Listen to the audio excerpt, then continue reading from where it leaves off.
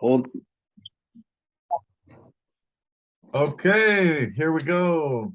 Welcome to another edition of Complete Sports Media's podcast. I'm your host, Darren Campbell.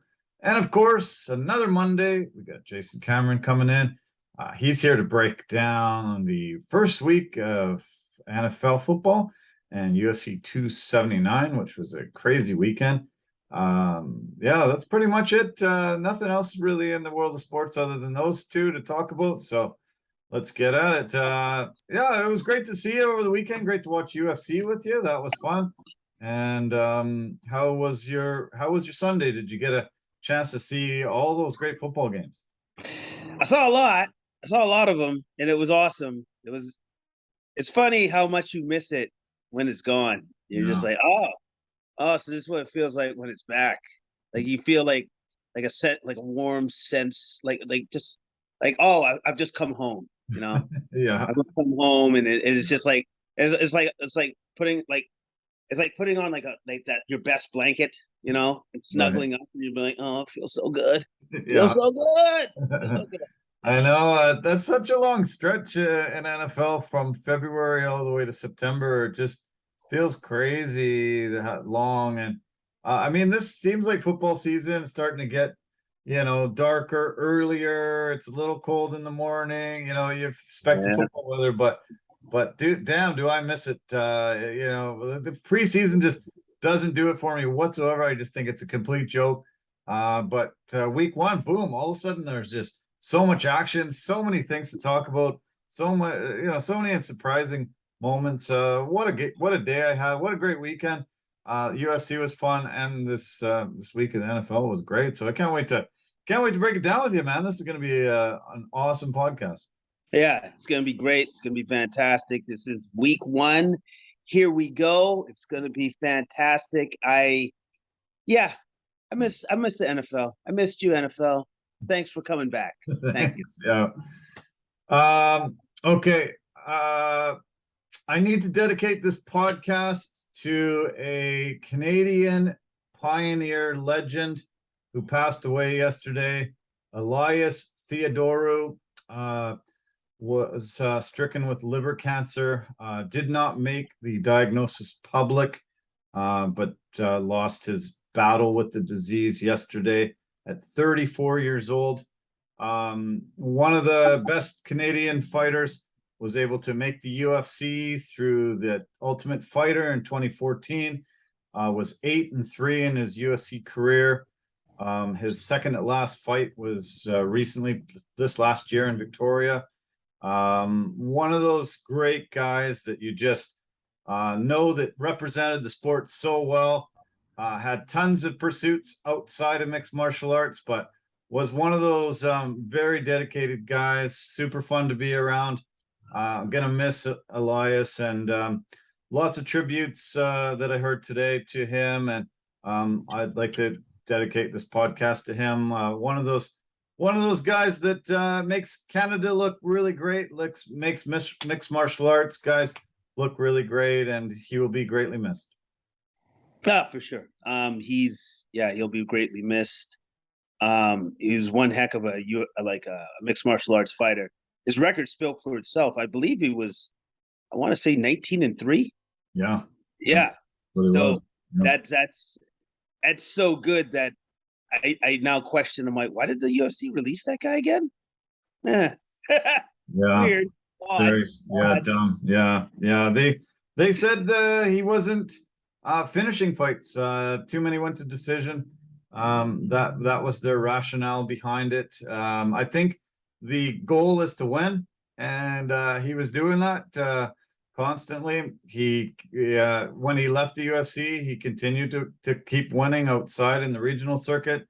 Amazingly enough, a guy that's 8-3, 19-3 in his career, and he got cut from the UFC.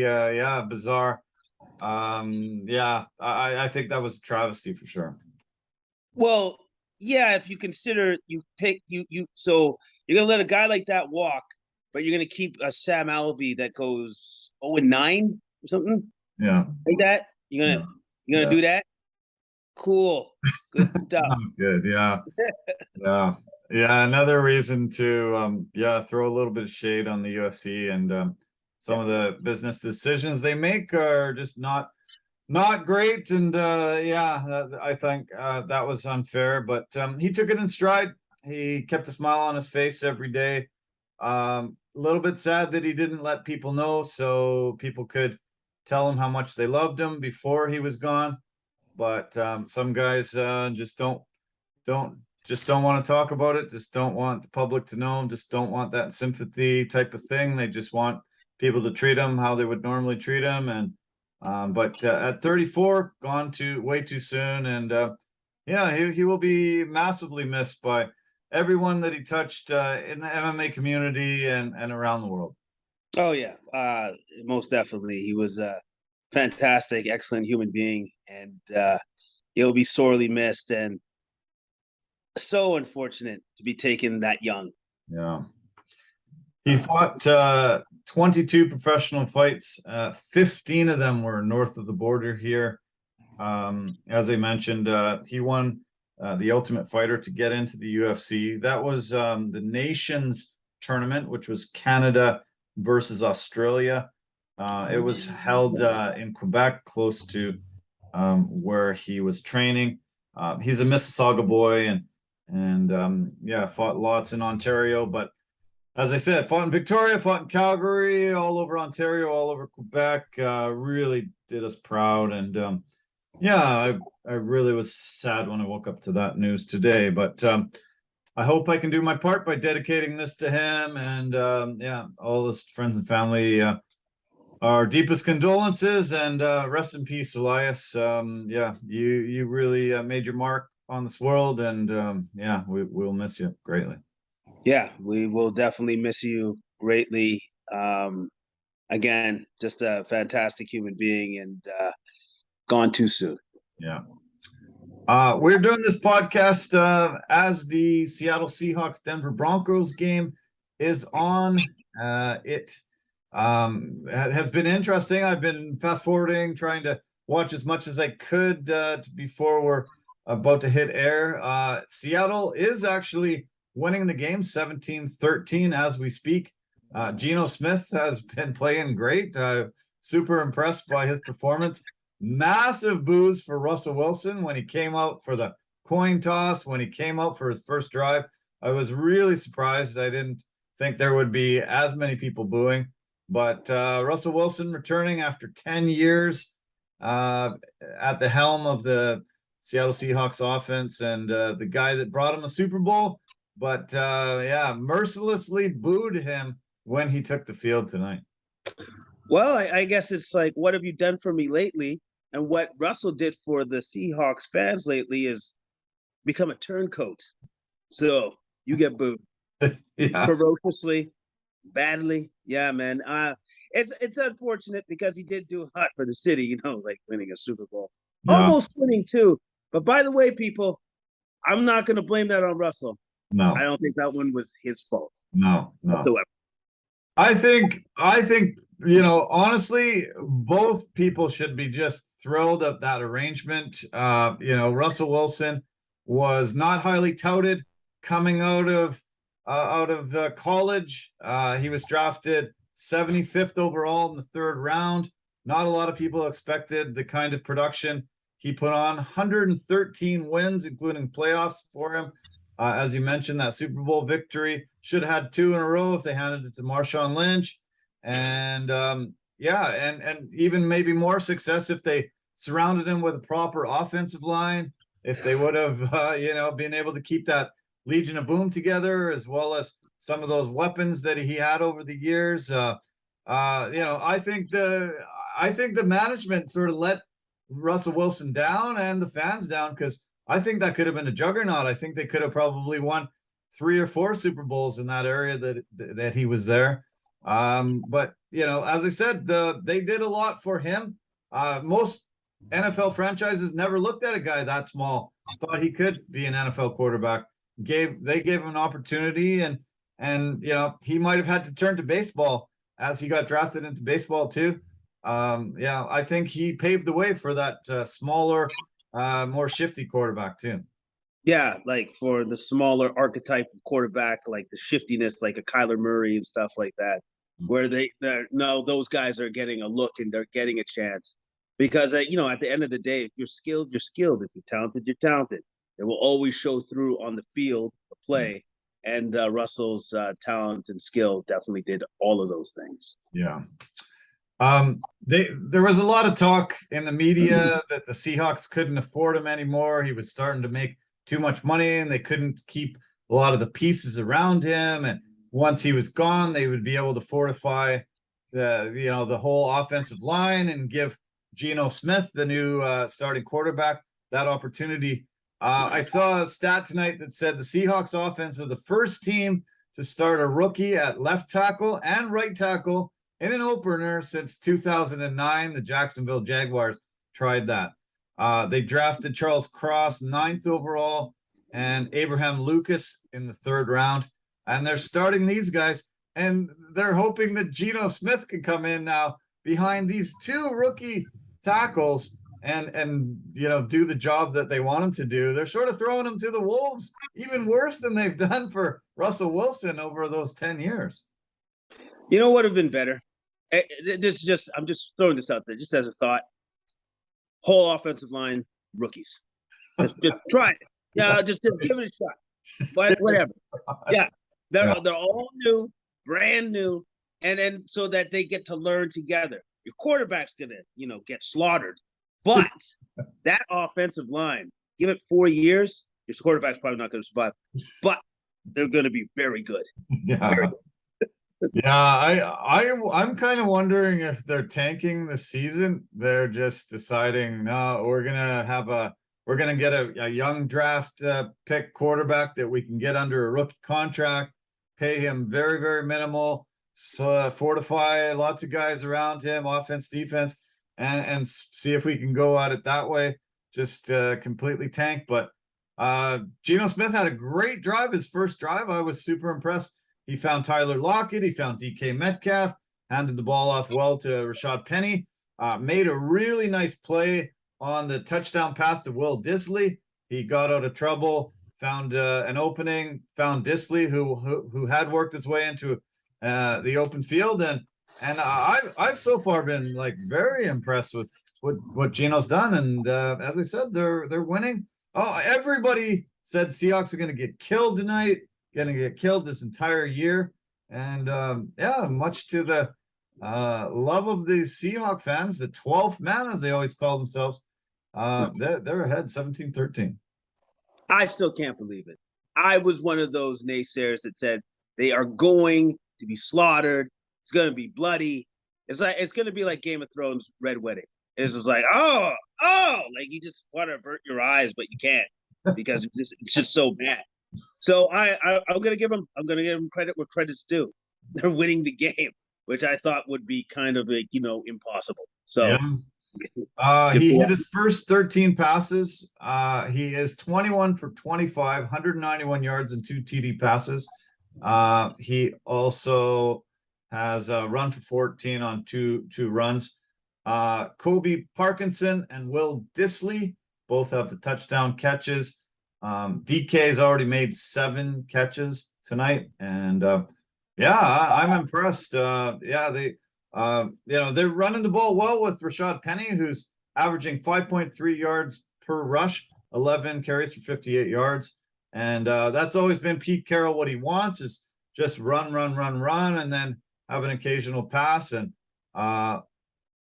Denver is right knocking on the goal line though, 3rd and goal, right down maybe 1 yard line, trying to go ahead. Russell Wilson has just passed right to the edge of the end zone, not quite in, but looks like they're on the verge of scoring. But as I said, 3rd and goal it looks like. So I'll keep you updated. Okay, so they could be winning. They could be winning. Yeah. One more play. So then I would be right. Right. Even though it's still way too close. It's 3 minutes left in the 3rd, so lots of football to go. Yeah. Oh, they stuffed him. Oh, it was a fumble. Seahawks recovered. Wow, in the end zone, Seahawks recovered. Pete Carroll celebrating like it's Christmas time. Yeah. Like Christmas come early. It's like what I know what Pete Carroll's thinking. It's like, we're winning? That's amazing. This is Yeah. great. I heard guys today say they want it. This is the only game they want the Seahawks to win this year. Just stuff it in Russell Wilson's face, lose the rest, get the top #1 overall draft pick, and go on. So, yeah, they might get their wish. Holy cow! Look at Pete Carroll, oldest coach in the NFL, and he's doing a jig on the sideline, looking happy.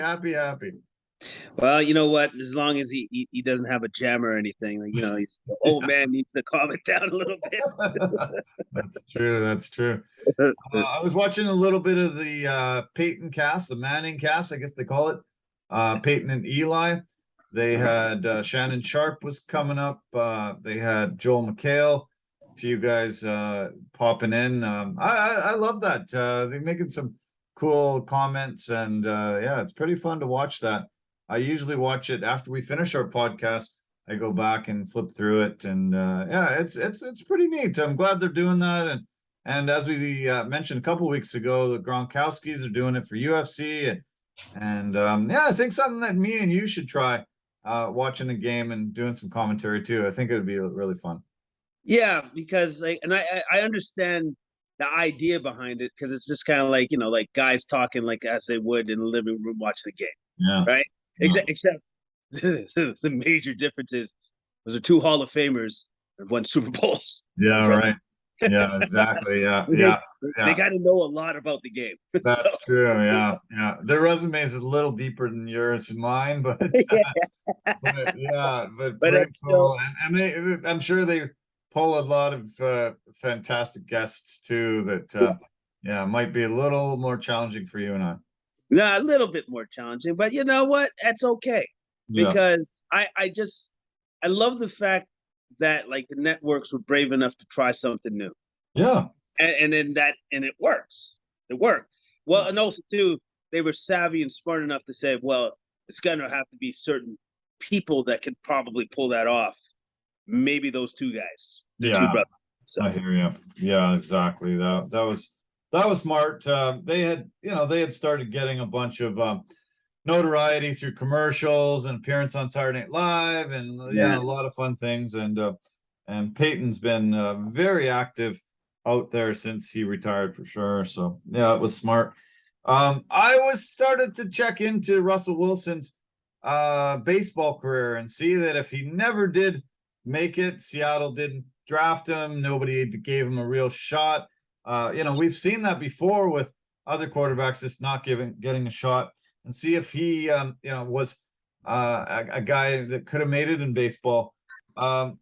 He was drafted in the 41st round when he first came around. Did you even know there was 41 rounds in baseball?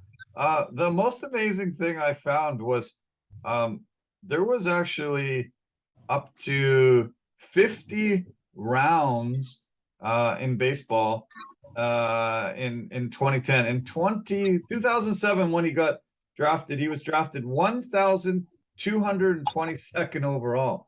And so yeah, not highly touted there in baseball either, kind of an afterthought. He decided not to sign and not to pursue it at that moment. 3 years later, he was drafted again after his senior year in baseball. He made it up to the 4th round, 140th overall in 2010. But yeah, there was 50 rounds in 2007. 1,453 guys got their name called on that day. Wow. Now it's down to 20 rounds in the last draft, 612 players, but Jesus Christ, 50 rounds, like that doesn't mean as much as I thought to be drafted in the in MLB. I think there could that's like 1,500 guys a year. That was crazy back then. That's nuts. And also too, has it always been like that? Like every year it's variables. It goes 50 rounds. Yeah, dump down to 30. Then go up to 4. Like that. I didn't know that. I didn't Yeah. know that. I didn't know that. I think most leagues really had it high for many years, and then they realized, this is dumb. Like the Yeah. NBA was, 4, 5, 6 rounds. I think now they're down to just 2. Most leagues have whittled it down to less and less and less. But yeah, 41st round. I was like, 41st round. I can't remember that it was up that high, up into 50 rounds. That's pretty crazy. I'd love to see what happened to those last guys in that 50th round, how long their baseball careers ended. It would be kind of cool to find out who's the lowest drafted MLB player ever to make it to the big show. Yeah. Find out who that was, and then you're just like, wait, that was Derek Jeter. That would be awesome. Oh man, Hall of Famer. Yeah. Real diamond in the rough, that guy. Yeah, they drafted him when he was 4 years old. Real diamond in the rough. Yeah, I saw him hit a home run over the park fence there. I had to run up and throw his name up that day. I knew he was going to be good. Yeah, I know. That's why I became his agent right away. Yeah, no doubt. Yeah. Okay, let's talk about yesterday's NFL. Man, lots to cover. A lot of incredible games. I guess I kind of want to start with last night's game, the Sunday nighter, Tampa Bay, Dallas. And Tampa Bay came out, really didn't do amazing on offense, but their defense was just stifling. Absolutely shut down the Cowboys, who were a playoff team last year, were expected to go very far this year. Immediately just stuffed 3 points. Absolutely. Dak Prescott looked terrible. That whole offense looked really bad. But the most brutal news was Dak Prescott was injured his thumb enough to have surgery today. He's out 8 to 10 weeks, they say, with this thumb injury.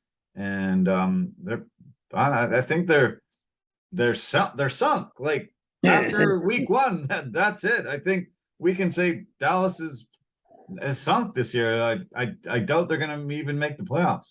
Well, you know what?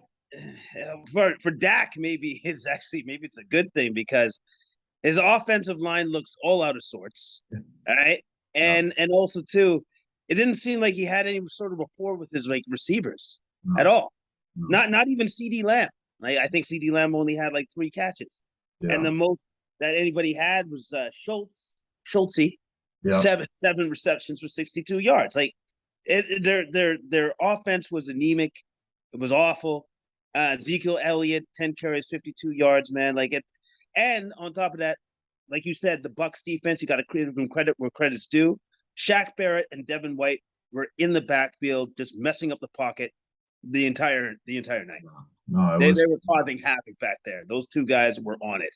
That was super impressive defense, man. They just stifled them. They didn't have any holes. They were putting the pressure on Dak and just shut them down. It was a masterful performance defensively. Tom Brady just, had an average game. Didn't really, didn't make any mistakes, but just an average game for him. Only threw 1 touchdown and had a couple hundred yards passing. But Leonard Fournette was, very, very crucial for them. They just handed him the ball. I think he might have got maybe the most carries out of anybody yesterday. And was able to get 127 yards on 21 carries. Evans, that touchdown catch that he made in the end zone was awesome. He's such a incredible force, but yeah, Dallas looked terrible. They are bottom of their division. All 3 other teams in that division won, and I think we can kind of count on them being down there at the bottom maybe this whole entire year now. Yeah, it's not looking good. It's just not looking good for them. Not looking good for them at all. But there's one other player I want to mention for the Bucs who looked really good Sure. all of a sudden. Yeah. And we haven't seen him look really good for a while, and that was Julio Jones. Yeah. Julio Jones Yeah. looked fantastic. It almost looked like, wait, I get to play with this guy? Oh, the guy that destroyed me, took my heart in the Super Bowl. Right. Yeah, you know what? Yeah. Well, let's see. Is he that good? I guess he is that good. He is that good. Yeah, man. Julio looked fantastic. Yeah, it was like a resurgence to his career. Gets out of purgatory in Atlanta, and all of a sudden, wow. One of the catches that he made, I couldn't believe how fast he was flying down the sideline. I don't know. I think they clocked him like some crazy thing, like he was going 30 miles an hour or something. It was I don't know, for a guy that's been sort of written off the last couple of years, really looked fantastic. Yeah, you look great. It's almost like, hey, I got to play with like the GOAT, the real GOAT. So I think I'm gonna be really good this year. Yeah. I just have a feeling. Yeah, it was amazing. Very, very incredible performance. Why don't we stick in that NFC East and talk about the other three teams that got victories? The Eagles, we talked about on our preview last week heading in here. Jalen Hurts is going to be a guy, look out. Eagles are really, really solid. They made some amazing pickups, and they did not disappoint. Detroit actually had a really huge comeback near the end and almost tied this and shocked the world. But Eagles were able to put up 38 points and get a very, very big first week victory. Yeah, and the Eagles were able to do that because the Lions couldn't stop two people. One, Jalen Hurts. The other guy, A.J. Brown. Yeah. A.J. Brown's going to be fantastic for that offense. I think he's exactly what they needed because Jalen Hurts found that guy over and over and over again. 10 receptions, 155 yards. Yeah, I think that's his new best buddy for sure. Oh, man. I can't believe Tennessee would ever have given up on A.J. Brown. That was just shocking news in the offseason there. Just did not believe that anybody would ever get rid of such a massive force. And Jalen Hurts is just licking his lips, licking his chops. Jalen had a pretty good game, throwing the ball, but look at, he had 90 yards on the ground with 17 carries and a touchdown. The dual threat that he brings is just so tough for defenses to scheme against. And that was incredible performance by him. Yeah, fantastic, incredible performance. And also too, he's got a great running mate in the back there with his running back and Sanders with 13 carries, 96 yards himself and a touchdown. Yeah. They had 4 touchdowns on the ground. So, wow, that's if you're going to win a lot of football games if you're getting 4 rushing touchdowns in a game. Yeah, you're going to win a ton of football games. That their rushing attack might just be the best in the NFL. Yeah, incredible. The Lions, Jared Goff played pretty good. Not bad at all. DeAndre Swift had a phenomenal game. Averaging 9.6 yards per carry, 15 carries for 144 yards and a touchdown. Jamal Williams had 2 touchdowns on the ground as well. And then the other cool thing that came out was that Amon-Ra St. Brown got a touchdown 2 minutes apart from his brother. They scored touchdowns 2 minutes apart when in the real actual timeline. Very cool for the family and neat for a lot of broadcasters to say, holy cow, 2 brothers scoring touchdowns 2 minutes apart in totally different games, far away from each other. Yeah, no, that's actually pretty awesome. And also too, the fact that I didn't realize that his brother played in the league. I did not know that. That's cool. His name's a tough one. It's Equanimous, I think you have to say. Equanimous, yeah. Okay. When I saw that name, I was just like, I looked at it and go, I don't think I can pronounce that. I don't know what that is. That's a tough one. Yeah, that's a brutal one. But yeah, no, it's pretty neat. I thought that was cool. But the Eagles have really, really just done an amazing job getting as you say, getting some and phenomenal guys to come in there and solidify that offense. Man, AJ Brown, he's like DK Metcalf. That's just a guy that just is just a dog on a bone. When that ball goes up, he's bringing it down. He is getting his yardage. It must be just so nice to be able to have a guy like that on your team. And, when you're throwing him the ball, he's bringing it down.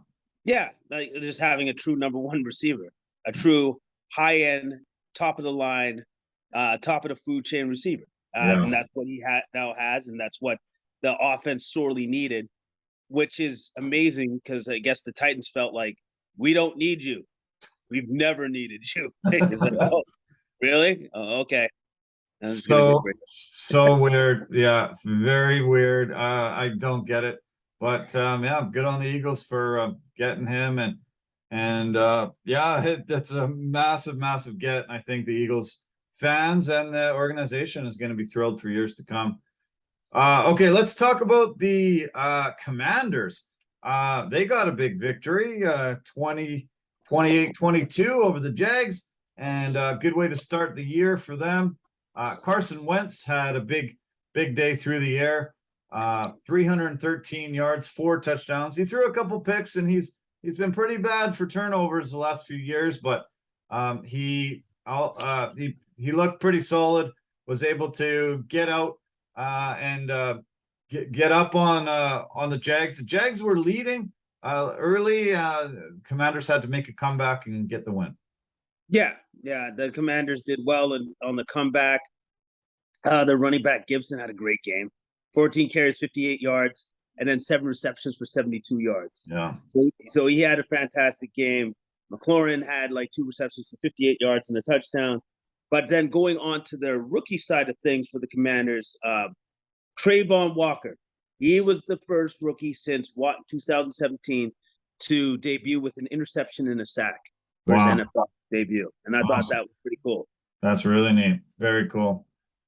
Very cool. Yeah, Gibson. Yeah, what a dual threat. We mentioned the other guys earlier. To be able to get the ball 21 times and pile up 140 yards, very impressive. Curtis Samuel also had a great game running the ball and getting eight catches for a touchdown there too. The Commanders looked good. Jags, they had a horrible year last year. They're going to be better than they were last year, but I think they're still a year or two away from being one of those teams that we look at in the playoff hunt.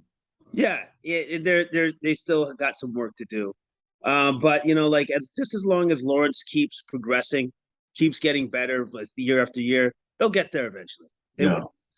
They made some good pickups, I think, on the offense for receivers. Christian Kirk was a good grab from the Cards. Zay Jones out of Vegas, and Marvin Jones they got. Christian Kirk had a good game with 6 catches, 117 yards. James Robinson, I really like him. He's a great running back, and I think, they're fine, but Commanders get a win and be one of those 3 teams in the NFC East that get victory. The Giants were able to pull out a win. We talked about Saquon Barkley, and we said, I think he's going to be back. I think he's going to be fully healthy. And wow, did he ever have a phenomenal game. He was able to get that 2-pointer with about a minute left for them to pull up the win. Luckily, there was a missed field goal right at the end, but they start 1-0 and keep pace with the other 2 teams in the division. And the Giants have not been good for a few years, so good to see for the G-men.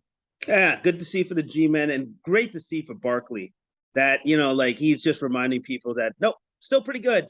Yeah, actually, not just pretty good, really good, because he's the reason he carried that team in the second half. They were down by 13-0. Yeah, and he's the one that brought them all the way back. So yeah, man, you got to give him props to do. And Barkley had a phenomenal game. 18 carries, 164 yards, 1 touchdown, 6 receptions for 30 yards. Like he did everything. Yeah. He did everything that needed to be done. Yeah, and that 2-pointer, which was the key to finally getting him over the top. And I love the coach being able to just say, "Hey, instead of tying it, let's just go for the victory. 1 minute left. We're getting this 2-pointer." It seemed like his whole team super appreciated him just saying, "Hey, man, let's just go for it. Forget the tie. I want to get this win." Yeah, and also too him showing confidence in his players. And Yeah. I believe that you guys can get this done. I believe that we're going to win this game. And I obviously when you do that, it takes a lot of stones, but they got the stones, man. And Yeah. I love the fact that if that's a change in their philosophy, then I hope it's something that stays. I hope it sticks. Yeah. Yeah. I agree. Yeah. Okay, that's the NFC East. We talked a little bit about the NFC West because the Seahawks are in the NFC West. Seahawks currently are leading the NFC West at 0-0 because the other three teams all lost. So very surprised that we would see the Seahawks in first place at any point this year, but they currently occupy first place. The Cardinals, Rams, and 49ers all lost. I kind of guess I want to start with the Cards. They were vastly overmatched with the Kansas City Chiefs. It was not a close game at all. Patrick Mahomes said, "Hey, I told you we didn't need Tyreek Hill." Tyreek Hill, who? We didn't need him. I never even heard of that guy. I never needed anybody. Hey, we got what we need. We're gonna win. Look out. Just kidding. He didn't say that, but but he really wanted to show that, I think. And he sure did. 5 touchdown passes. Man, that offense juggernaut was looking great against the Cardinals here. They just steamrolled the other team. They literally steamrolled them. Yeah. Mahomes just said, I think I'm just going to have one of my classic games here. Just going to throw for 5 touchdowns. 6th time I've done that in my career, by the way. Yeah. And we're just going to destroy you. Yeah. And they did. Yeah, man, it looked super impressive. I loved it. Great to see Kelsey have such a good start to the season. I had him in my DraftKings, and man, he looked phenomenal. I was super happy I picked him. I had Clyde Edwards-Helaire as well, who had 2 touchdowns in the air and had a great game on the ground. And this Isaiah Pacheco, do you remember Ferdy Pacheco, the fight doctor? I think there's some. Do you remember him at all? Yeah, I do. I do. Okay. Yeah, there's some relation there. I heard. He had a great first game of his rookie career. Was able to get the touchdown. In his excitement, he threw the ball against the stands and started dancing and celebrating. And Mahomes made sure that he ran over, got that ball, so he could put it in his home on his mantle. First NFL touchdown. Really cool moment to see Mahomes thinking enough that, hey man, this is this kid's first touchdown ever. We got to make sure that we get the ball, and he did so, and I thought it was cool. Well, it's just another testament to why that guy's a great leader and a great teammate. Yeah. He's thinking ahead. He's thinking for his teammates' benefit, and especially if you're a rookie and it's your first, that's a big deal. Yeah. You're always going to remember that. So there you go. Yeah. Nice memento. Some guys only play one game. He could get injured in practice this week, and that would be it. That'd be it. Yeah. Some guys have 1 touchdown in the NFL, and to not be able to have that ball, but to be able to have that ball, even if you have a great career, be able to just point and say, that was the first time. You wouldn't believe the feeling I got when I entered the end zone for the first time in my career. Yeah, exactly. And it's cool. It's cool that Mahomes thought of that right away and made sure he got that ball for the young man. So again, just showing off his incredible leadership skills that we all know he has. It's obviously super hard to replace Tyreek Hill, one of the fastest players to NFL history. But to get Juju Smith-Schuster and Marquez Valdes-Scantling, those 2 guys, were really good pieces, in Pittsburgh and Green Bay. And, it was very savvy for that management team to be able to get 2 guys that have some experience, and just needed some balls thrown on them. Both of them played great, and I think Mahomes was really happy to have him. Yeah. Well, I guess the 5 touchdowns kind of proved that. And then the fact that Mahomes is one of the best, and he's happy. Like I don't know what happened to Murray. Murray had himself an all right game. Yeah. But like I guess Mahomes had a better game because maybe he's happier with his contract. I don't know. Maybe. Yeah. Yeah. Well, I do feel a little bit for Kyler Murray. 3 of his top receivers have been out this year. Rondale Moore just got hurt with a hamstring injury this past week. Obviously, DeAndre Hopkins with the suspension is out.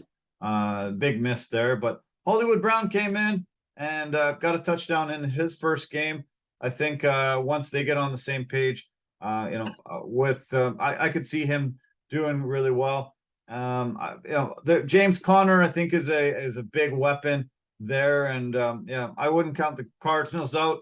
I know, overreaction Monday. A lot of people are like, Cards look terrible. They're gonna have a terrible year. It's just one loss against a very, very good Chiefs team. Yeah, a very, very good Chiefs team indeed. But let's be honest, overreaction. Second week, Cards are bums. My goodness, can't do anything. No, I'm kidding. But hey, we'll see what the Cards do and how they bounce back for the next week. Yeah. But right now, the Chiefs are looking like world beaters right now. Yeah. Cardinals play the Raiders next week, so we'll see how they do. Okay, Rams are also in the NFC West, 0-1. They lost 31-10 against Buffalo on Thursday, kick off the NFL season.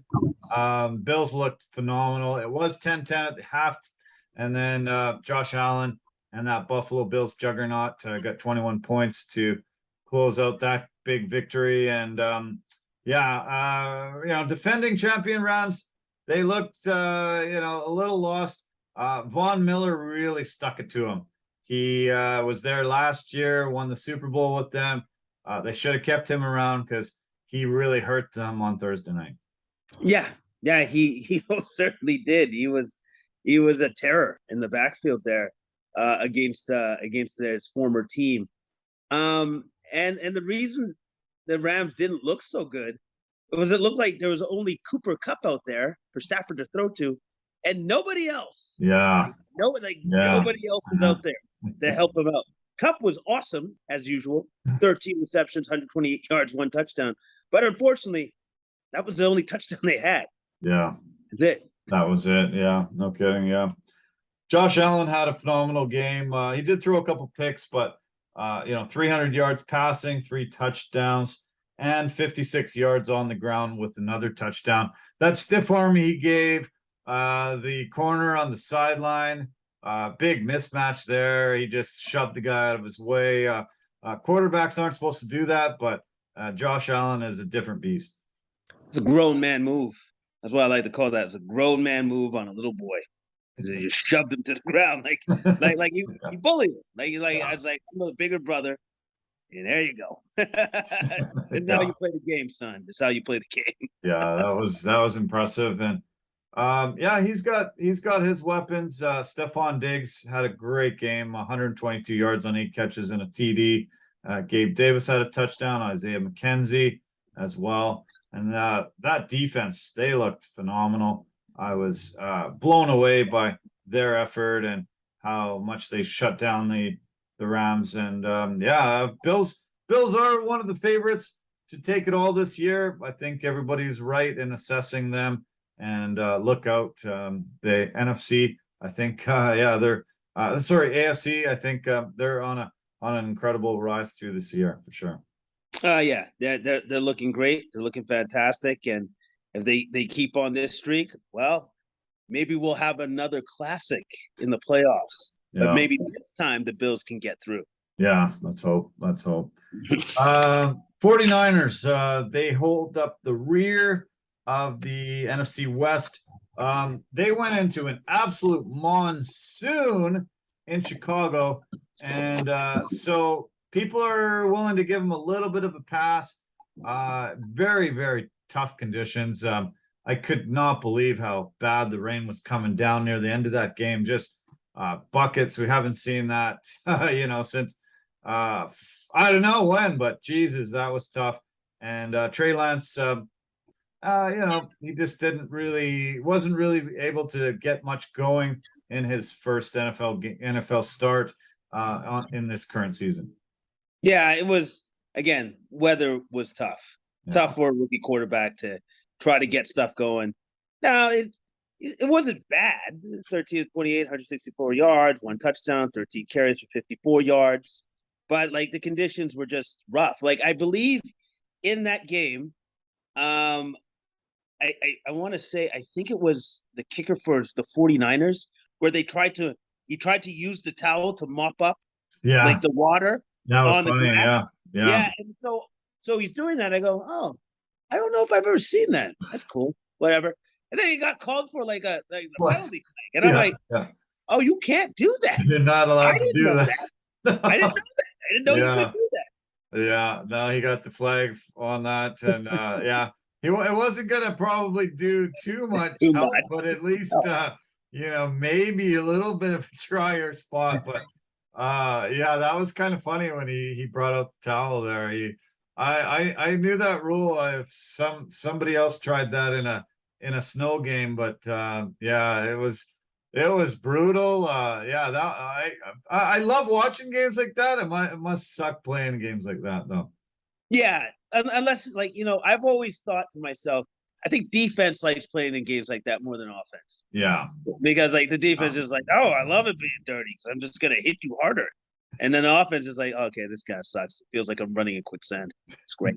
Yeah, I love the Bears celebration when they were just running and just sliding when they won the game. Looked like kids on a slip and slide. It was pretty hilarious. And Trey Lance, hard to judge him on this game. I think he's a weapon. Deebo Samuel, also, incredible weapon. It really looked like Deebo was out the door in this offseason. Somehow they mended the fences, gave him a lot of money, and he's back. That dual threat guy that rushes as much as he catches the ball, pretty tough. He played pretty good, but man, it just, that game was just, the conditions just aren't going to lend to a high quality game. No, that's it. That's the kind of game where your defense is going to win you that game. Yeah, it's not going to be your offense because of just the inclement weather. It's going to be a factor, huge factor. Totally, yeah. Okay, let's fly into the NFC North. 2 teams 1-0, 2 teams 0-1. Packers start off again 0-1 after last year. They had an absolute horrible start to the season, and they won 13 games, and Aaron Rodgers gets MVP. This one, they looked really bad in losing to the Vikings, who are 1-0. Nice divisional matchup. Great for the Vikings to win 23-7. Shut down Aaron Rodgers and made him say that, my receiving core, a little inexperienced. They're going to make mistakes. We got patience right now, but patience is going to get a lot thinner as the season goes on. So you know why he says it like that? Because his patience has already run dry. like Rodgers is saying the right things, but unfortunately for him, it's like, nope, my patience is already done. And he's probably in the back of his mind also wondering, so why'd you get rid of my receiver that I liked? That dude that's one of the best in the league. So you just let him go, eh? That's pretty cool. Thanks. Not cool. Yeah. I think he was saying that. You're right. Yeah. He was like, what the heck are we doing here? Yeah, it doesn't seem like if you're gonna hand him $50 million a year, you want to rebuild on your receivers. That doesn't make sense to me.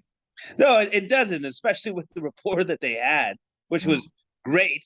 Like where Rodgers is like, well, at least I had that guy to depend on. Oh, wait, I don't have him this season? Oh, this is going to be fun. Strange. Yeah, brutal. Very strange. Yeah. It was crazy. Very first throw of the game. He throws it to his new wide receiver, Christian Watson, who he has been complimenting in the preseason, right in his hands, dropped the ball. Oh man, it was a sign of things to come. And Vikings were happy that their receiving core weren't catching anything. Kirk Cousins looked good, and that Justin Jefferson, man, what a game! He he's just getting better and better. 184 yards on 9 catches with 2 touchdowns. One of the best games of the day for sure. Oh yeah, Justin Jefferson he terrorized the Packers secondary, and I'm sure Rodgers was looking on. I could use a guy like that. Oh wait, I had a guy like that. I did. That's cool. Nutty. So Vikings start off great. We mentioned the Bears winning, so both of them are 1-0. And we've mentioned the Lions and Packers. Lions and Packers 0-1 up at the bottom. Let's talk about the NFC South. 2 teams 1-0, 2 teams 0-1. Saints pulled out a victory 27-26 over the Falcons. Falcons looked like they had this. I was like, oh my God, Atlanta's gonna come out of the gate with a victory. They were ahead most of this game, but Jameis Winston was able to come back and pull this one out right at the end. Yeah. Surprise. They lost. I had my reservations where I'm like, that looks really good, and I always have that but with the Falcons now, because it's like, it just seems to me that after they lost that Super Bowl, like the team and the organization never recovered. Yeah. They just never recovered. Like they just kind of lost their mojo. Like everything was just like weird, Brady psychologically destroyed them. Yeah. So, yeah. It's weird. Yeah, because they just have fallen off a cliff ever since. And that amazing comeback by the Bucs and Brady. It just seemed to really hurt this organization. And I don't know. I was kept getting the scores through the early part of the day and thinking, oh man, good on the Falcons pulling this out here. But Winston had a great game and came back. Taysom Hill as well. That guy, when he gets the ball, look out. He's a force. Was very impressive to get 4 rushes, 81 yards and a touchdown. Yeah, man, that's pretty awesome. When you have a quarterback that's that good running the ball. Like I love the fact that they can just call upon his number and be like, okay, Winston, you're going to kind of do the passing, but you're going to run like a running back and pass sometimes. Not really that much, but yes, you'll have that option. And it works. Clearly it's working for them, right? Hill, 4 carries, 81 yards. Kamara didn't have that great a game, 9 carries for 39 yards, but you still have Alvin Kamara in the back there, right? Yeah. And also, too, I want to say, there's a Michael Thomas sighting. Yes, he's back. Yeah, missed all of last year. He was so phenomenal over the last few years before missing all last year with injuries. 2 years, since his last touchdown. 2 touchdowns yesterday. He must have just been over the moon. It's so tough to miss a whole entire season in the NFL. Your career short isn't enough. But great to see him, back, and he looked great yesterday. He looked great. He looked fantastic, and he scored those touchdowns in the fourth quarter where they needed them the most. Yeah. So pressure situation, you can still count on that guy. And Jarvis Landry, huge pickup out of the Dolphins, had a great game, 7 catches, 114 yards, and when that deal was made, I was thinking, wow, very impressive move on the Saints' part, and they showed it. Marcus Mariota didn't have too bad of a game. Cordell Patterson, man, that guy is a force, and he had a great game. But I think there's some tough days ahead for this Falcons team. Yeah, there's going to be tough days, tough nights, tough months, tough years. The only team we haven't talked about in the entire NFC is the Panthers, and this was Baker Mayfield's revenge game. He was going to come back and he was going to stuff it into Cleveland's face and tell them they messed up getting rid of him and not going with him. And yeah, kind of fell off. Cleveland got the big win, and yeah, Baker was left with his tail between his legs, wasn't able to get the victory here. No, he wasn't. He came close, but just not close enough, unfortunately. You know what? He had an all right game, 16-27, 235 yards, 1 touchdown, 1 interception, and then he even had a rushing touchdown too as well. But unfortunately for him, the Browns did enough to get that win. And on top of that, their rushing attack is still tops in the league. You got Nick Chubb in there, 22 carries on 41 yards. And then Kareem Hunt, 11 carries, 46 yards, 1 touchdown, and then another touchdown through the air. Like, they got one heck of a backfield. Amazing backfield there. Yeah. Must be very, very nice for them to know they can hand it to such great guys. We got a minute left in this Monday nighter. Seattle Seahawks are still winning 17-16. Denver is 4th down. I'll try to get the yardage for you here. I'm going to put the volume up so we can listen a little bit in. And let's see. 4th and 5. Denver with 45 seconds on the clock, and the clock is ticking. Let's see where they are. They look like they're about midfield. And the 12th man for the Seahawks is roaring. Hail Mary. Had a few delay of games penalties in this game. Yeah, they're about the 46-yard line here. Russell Wilson with 1 second left on the play clock took a timeout. 20 seconds left on the clock. And 4th and 5. Wow, Seattle might pull off this massive upset. Let's see what Denver cooks up for their play on 4th and 5. Holy cow! I think I can guess. Hail Mary. Going end zone. Going deep. What was that play called?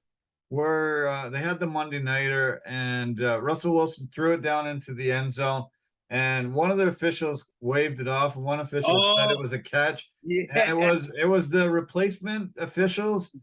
And yeah, the very next day they signed a deal with him because it was such a joke. Yeah. I forget what that play was called. It was something crazy, but yeah, because it wasn't a touchdown. They're going for a field goal here. 64-yarder, and it's wide left. Seattle. There's a flag on the play. What the heck? It's coming back. I think they tried to ice him, called the timeout. Wait. What's going on? Pete Carroll called the timeout, and they were out of timeouts. They might get a first down off of this. Yes. Way to go, Pete. He forgot where he was or what game he was doing. No, it's still still up 64-yarder. Okay. Todd McManus. Hopefully it's windy there.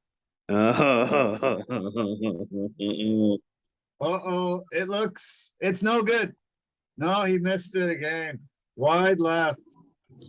Okay. Seattle's got the victory. That's too bad that guy's not on the team anymore. You can miss 1, but not 2. Sorry. Geno Smith is celebrating. Pete Carroll celebrating.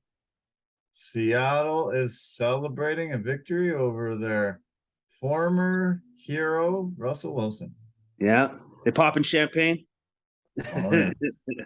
Well, it looked good for a little bit there, but it had a curl to the left. And the Seahawk fans are celebrating. Wow.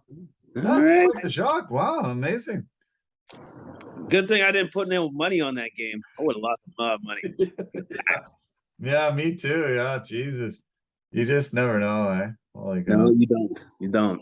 Yeah.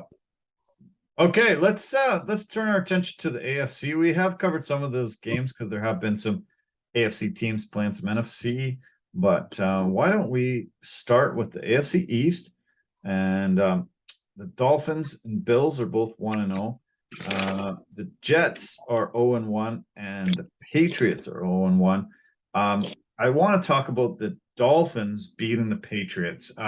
Interdivisional game, so important. Nice to be able to stuff Bill Belichick and get him down to 0-1 right off the bat. The Dolphins looked phenomenal and were able to really just completely shut down the Patriots offense and give them nothing. Yeah, they sure did. They shut them down. Tua played great, and I did not know this. Tua is undefeated against Bill Belichick. Yeah, he is undefeated right now. I don't know if there's any other quarterback that can say that. There might not be. Yeah, I think he's the only guy. So hopefully he can keep that streak going until hopefully he retires and he will. Hey, Bill, remember that game you never beat me. Yeah, that would be cool. Be able to say that to the old Bill Belichick every time you run into him. Never beat me, man. Never beat me. Yeah, no, right? So Tyreek Hill, fantastic. Looks like he's become acclimated and adjusted to his new team. 8 receptions, 94 yards. And Waddle, 4 receptions, 69 yards and a touchdown. Man, like I like that. I like Miami. I like the Dolphins. I like how they look. I think they could be a dark horse in the NFL this year. Yeah. They have an amazing running attack. I can't believe all the running backs that they've got from other teams. Chase Edmonds, Raheem Mostert, Cedric Wilson, all those guys, were great in the backfield. They even got Waddle and Tyreek Hill some carries, end around sweeps and things. Very good offensive performance. And I was super impressed with the Dolphins. And now that Tua's healthy, he's got these weapons. One of the catches Tyreek Hill made was just amazing. He just wrenched it out of the other guy's hands. It was pretty much thrown to the defensive player, and he just physically pulled it away from him and took off running. Tyreek Hill is a force. And I definitely was kidding earlier saying Mahomes is like Tyreek who? No. But big acquisition for the Dolphins, and Tua's just going to love throwing to him all year. Yeah, Tua's going to love that. Love the fact that he's got real speed on his side now with a receiver that is just literally he's one of the fastest guys in the league. And unfortunately for the Patriots got some offensive line troubles, man. Yeah, Jones was sacked twice, and unfortunately suffered a back injury as well from one of those sacks. So. That's not good. That's not a good start. No, that's tough. I do want to go quickly over the injury report at the end of this because, man, there's a lot of players that are injured. I think way more than normal. What we would see on a week one. I feel bad for a lot of guys to only play one game this season and look like some of those are season-ending injuries. So. Okay, so we've talked about the other 3 teams in the AFC East. The only team we haven't talked about are the Jets, and they had a loss to the Baltimore Ravens, 24-9. Lamar Jackson and the Baltimore Ravens were, at a contract impasse this offseason. A lot of people are really shocked that contract was not done, and I think the organization's gonna regret not signing this guy because he's probably going to garner even more millions and more millions and more millions as the season progresses, getting into next year.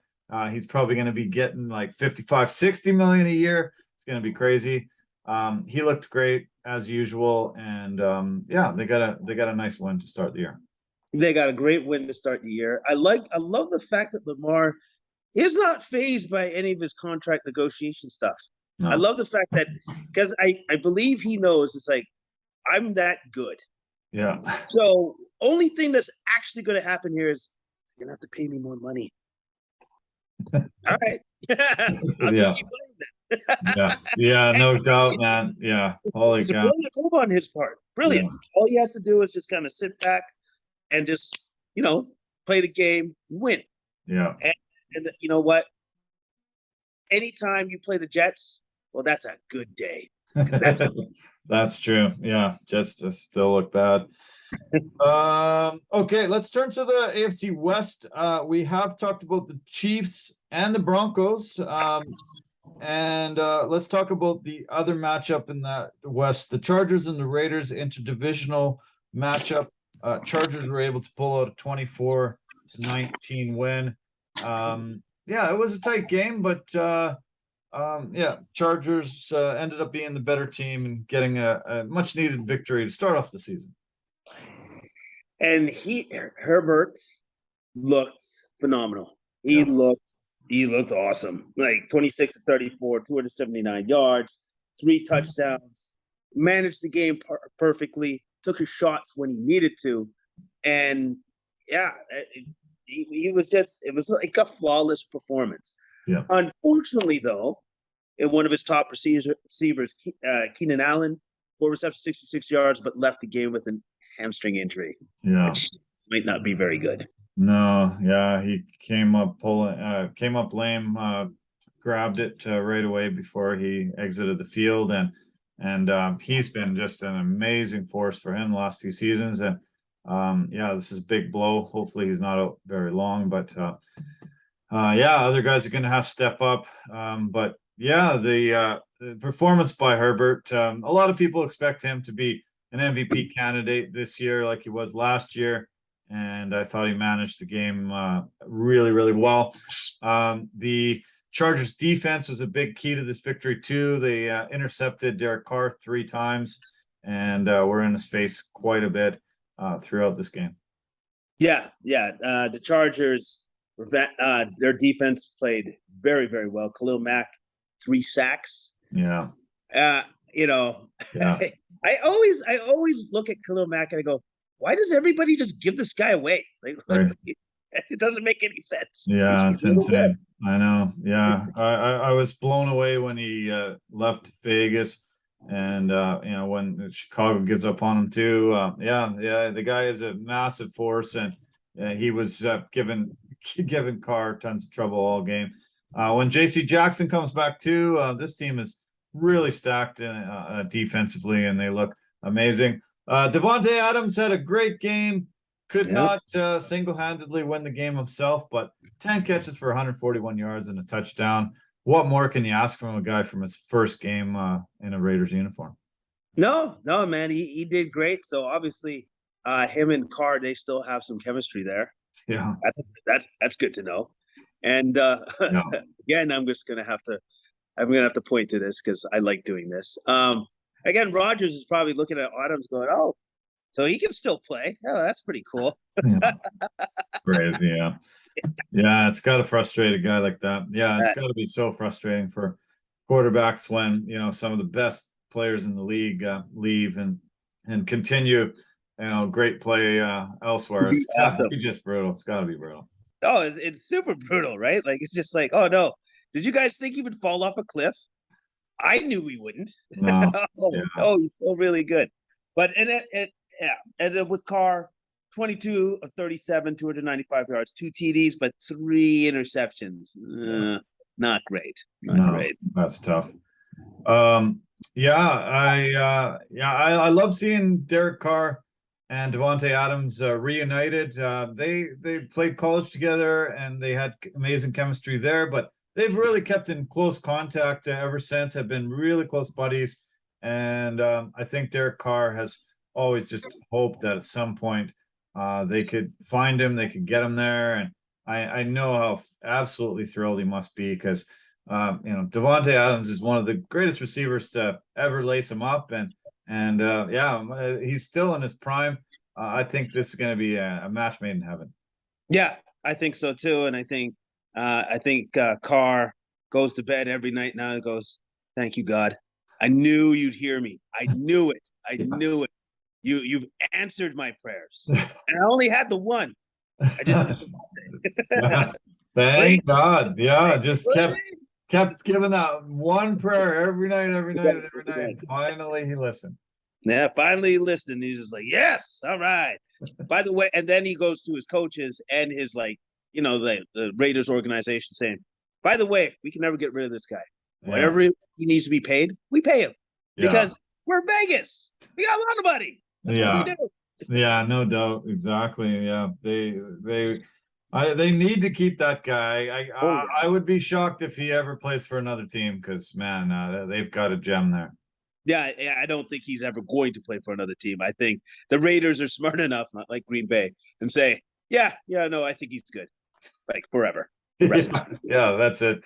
Lifetime contract. I'm getting him to sign on the dotted line. Yeah, you're never playing for another organization. Just stay here, please.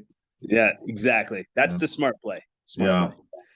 Okay. AFC North. Steelers, Ravens, and Browns are all 0-1, and the Bengals are in the rear. Did I say 0-1? They're all 1-0, and the Bengals are 0-1. Kind of a change where Bengals have been pretty great, going all the way to the Super Bowl last year. This Steelers-Bengals game was crazy, though. One of the wildest games I ever remember watching. The Bengals had an opportunity to win on about 3 occasions, could not pull it off. They had their long snapper get hurt, and that's usually not a guy that gets any press. He's kind of the invisible man on a 53-man roster, but Clark Harris got a bicep tear, was not able to snap the ball anymore. Mitchell Wilcox, one of the backup tight ends, had to come in to be that guy. He messed up on a couple of occasions. They missed the extra point to take the win in regulation. He snapped the ball too late on a field goal to win the game in overtime. And Steelers pulled out a really, really crazy game. Steelers should have won this game going away. They had 5 turnovers by Joe Burrow, 4 picks, and a fumble. This would have been, if the Bengals would have pulled off this win, it would have been the first win in 10 years with a team that was -5 in the turnover differential. So Pittsburgh should have easily won this game, but it was crazy back and forth affair, and it almost ended in a tie. Pittsburgh was able to finally get a field goal right at the end of overtime to pull out the win. Yeah. It was the Bengals just couldn't find a way to win. They found a way to lose. They did that. They did that part very well. Tough. But they could not for the life of them find a way to win. And unfortunately, Burrow did himself no favors. 338 yards, 2 touchdowns, but four interceptions. Yeah. Not good. And a fumble. And a fumble. So 5 turnovers really attributed to him. In the Super Bowl, the Rams easily dispatched Cincinnati, and it was because of a poor offensive line that Cincinnati had. And Cincinnati's offensive line was really bad all season last year, but Joe Burrow just overcame that somehow. But they revamped it. They got some really, really good pieces this offseason and to solidify that offense, but they gave up 7 sacks. Joe Burrow was in trouble the whole entire game. I'm not sure what happened game plan, scheme-wise, why these guys weren't protecting him, but they got to go back to the drawing board and do some adjustments because this game really was lost in those trenches. That offensive line let Joe Burrow down. Yeah, they let him down. TJ Watt was a terror until he wasn't, unfortunately, because again, he's hurt. Another guy that left the game with a really bad injury, pectoral tear. Yeah. He's going to be gone for a while. Yeah. That was brutal for Pittsburgh. Yeah, they're probably the second best defensive player last few years. He's been one of those forces, and that was tough to see. He got a penalty on the play even, and Jesus, he looked like he was in a lot of discomfort, and if it's torn as badly as it looked, he could be gone the entire season. Yeah, for sure. He looked like he was in a tremendous amount of distress. And and if it's a clean tear, like 100%, that the season's over. Yeah. Joe Mixon touched the ball 34 times in this game, and was one of the guys that they were really relying on to pull up this victory. Jamar Chase had a phenomenal game, 10 catches, 129 yards, and a touchdown. But Pittsburgh gets a big win, an unexpected win. I think most people had the Bengals winning this quite easily. Yeah.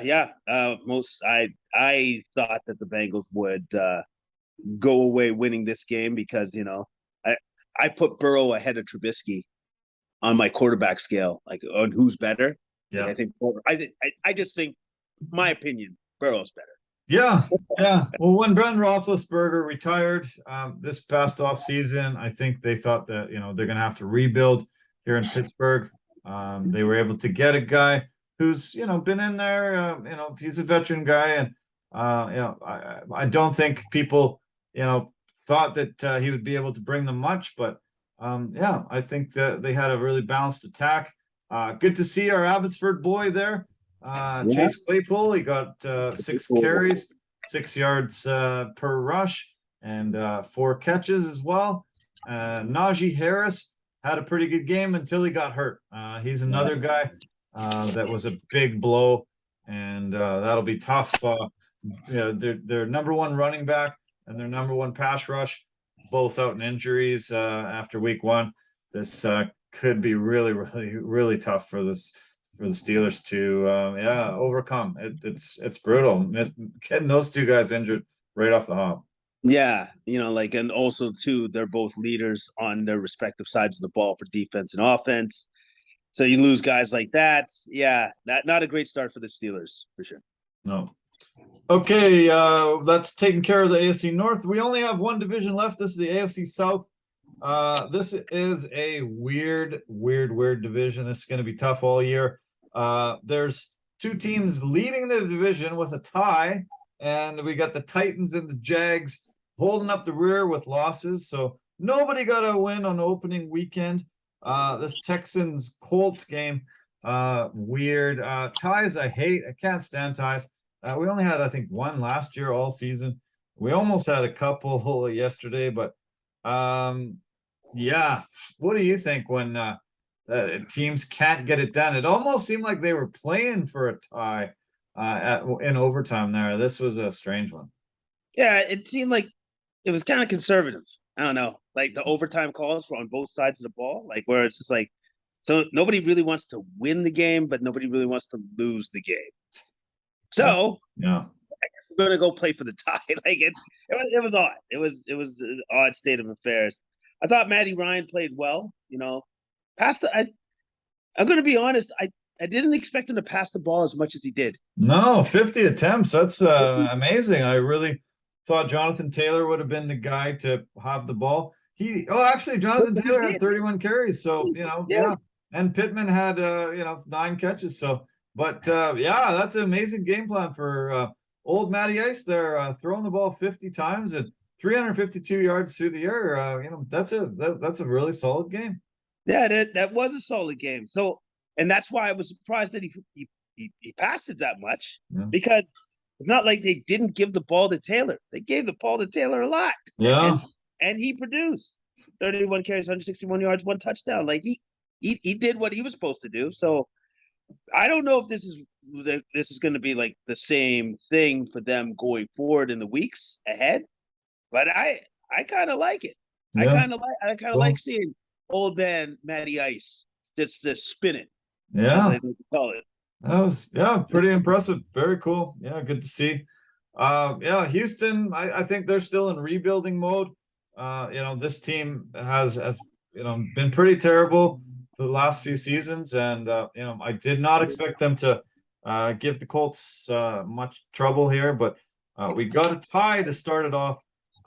It's funny, there's 4 teams in the South. The most that was scored by any of those 4 was by the Jags, 22. The Titans also got 20 points and had their loss. Really weird to see the Jags have the most points so far in that division. but they are trailing at 0-1. So pretty wild.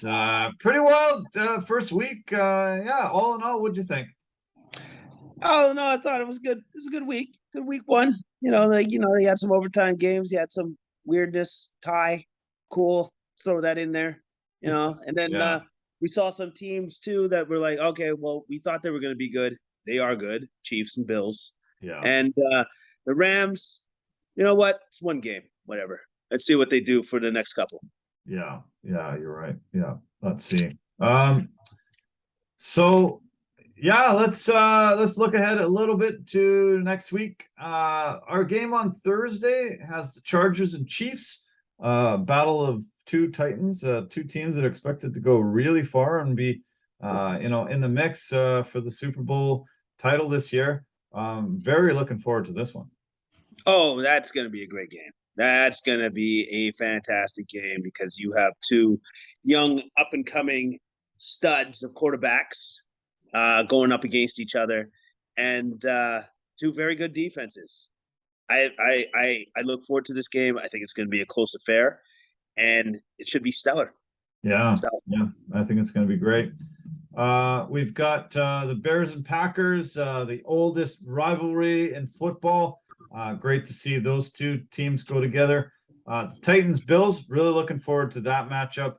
I think I love both those teams offensively. They're both great, and that'll be a heck of a matchup next Monday. The next Monday night, a week from now. Yeah, I believed in that game. The Titans are probably going to be feeding Derrick Henry the ball a little bit more than they did in this previous week. Yeah. I think they're going to put him in the spotlight, and be like, "Here's the ball, run over everybody. Thank you." Yeah, exactly. Yeah. For some reason, there's two Monday nighters next week. The Titans and the Bills start at 4:15 Pacific time, and the Vikings and the Eagles kick off at 5:30 Pacific time. Very weird. We don't really see two games on Monday very often. No, that doesn't happen too often. So obviously there must be a scheduling thing going on there. Maybe, actually, now that I think about it, it might have to do with the teams that have to go overseas, because now they do that all the time and they play in England, right? Yeah, right.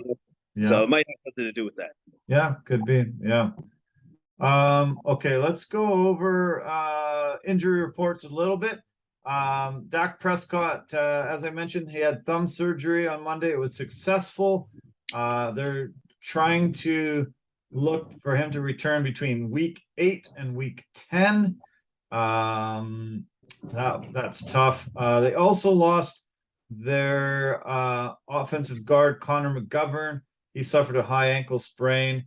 They think that it's going to be at least a week or two before he goes back. So, does that immediately sink Dallas? Cooper Rush is okay quarterback, but I just don't think he's at the same level as Dak. And that was the number one offense in the league last year. 3 points with Dak there. He's gone now. Our Cowboys in serious trouble. Well, I don't think their situation is good. I don't think it's good at all. So yeah, I think they're worried. They're worried. Hopefully Cooper Rush can keep them at a 500 level as they try to muddle through it, and then hopefully Dak is able to come back at some point in time this season. But you know what? That's not guaranteed either. So not it doesn't look good in Big D. Not good at all. No. Kansas City is very banged up. Patrick Mahomes has a left wrist problem. Juju Smith-Schuster has a shoulder issue. Also, one of their wideouts, Justin Watson, has a chest injury. The offensive tackle, Orlando Brown, knee injury. Cornerback Trent McDuffie, hamstring problem, and Harrison Butker, their kicker, is gimpy with a left ankle injury. So, Kansas City's very banged up. Yeah, that's a lot of injuries, man. And that's not great, and especially with Mahomes, because you never want to see that guy have anything wrong with him Yeah. ever. Yeah. No kidding. Hey? Yeah. He had such a phenomenal game.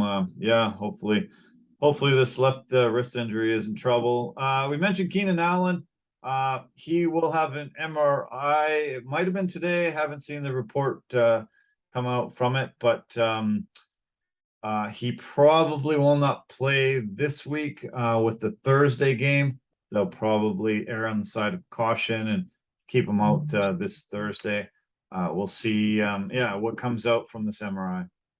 Yeah, that would be the smart play. Keep him out and see where he's at after the week 2 game.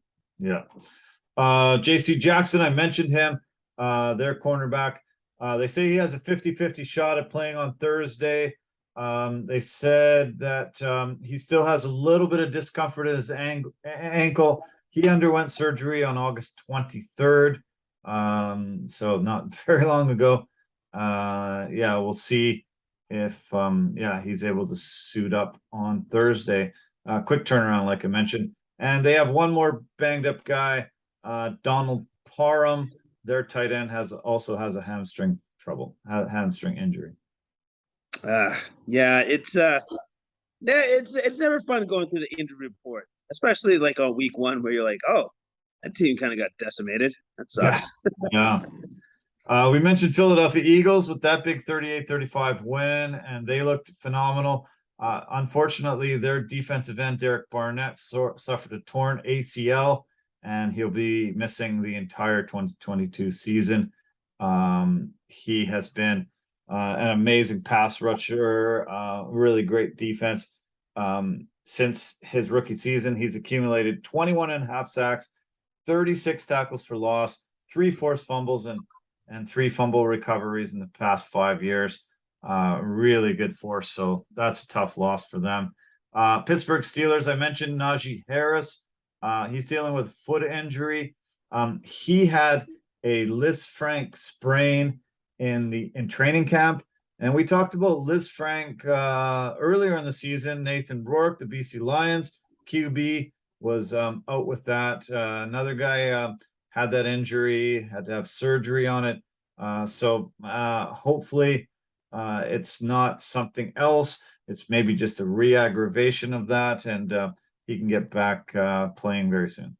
Yeah, but with that particular injury, if they rush him, it's just going to get worse. Yes. So they're going to have to exercise some patience with that injury with him, and give him time to heal. Yeah. We mentioned TJ Watt. He'll have the MRI today. Haven't heard the results yet. They're going to try to figure out if he'll need season-ending surgery or he can rehab the injury and come back this year. So the only other thing I want to mention is Tampa Bay Bucks. Chris Godwin could be sidelined for a few weeks. He suffered a hamstring sprain. They don't think it's major, so we probably could see him back in a week or two. And it's a very extensive injury report today. The hospitals all around were inundated with NFL football players from week 1. Hopefully that's the worst injury report we're going to see for many weeks. That would be nice. That would be nice if it was, because that was a lot of guys that went down for injuries. A lot of guys. Okay, let's jump into the UFC. We had UFC 279, the 25th consecutive sellout for the UFC. We had it in T-Mobile Arena in Vegas. Very weird. They had a canceled press conference because of a bit of a brawl between a bunch of guys. And then all of a sudden, everybody decided, we're not cutting weight. Forget this. I'm going to just show up however heavy I feel like. And UFC had to do some major scrambling and changing fights. And it kind of ended up being maybe a better card in the end that from the one they had. The UFC really tried to send Nate Diaz out on a terrible loss and have no value. An original gangster, a guy that's built this organization. They were doing him dirty and it bit him in the butt. They weren't able to do him like they wanted to. He was able to get the big victory over Tony Ferguson and go out in glory. He's a free man. He wanted to be a free man. He's a free man. Be able to always say that he won his last UFC fight. And it was great. Really great turn of events. Good to see one of the guys that really, is important to the sport, built the sport, and has become, one of the faces of MMA. Very good turn of events. You and I were both happy that he got the win. Yeah. No, I was ecstatic. I was ecstatic on the way that it turned for him. Yeah. Because, karma is you know what I mean? Yeah. It really is. Yeah. And they tried to do that to him. And their golden boy, Kazmat, didn't make weight. Yes, that was the first time he's ever missed, but I'm sure they were absolutely surprised that he didn't make the weight. Yeah. Because that blew up all of their plans to lessen his monetary value as he left their organization. Yeah. Because what happened instead? Sorry about that. Okay. Instead was it upped his monetary value with him defeating Tony Ferguson the way that he did in the 4th round via guillotine choke. So I couldn't be happier for Nate. I hope he goes off and makes himself a ton of money. Yeah. And if he deigns to grace the UFC with his presence again, wow, it ain't going to be cheap. No, not at all. Yeah. I saw some of the purse payouts.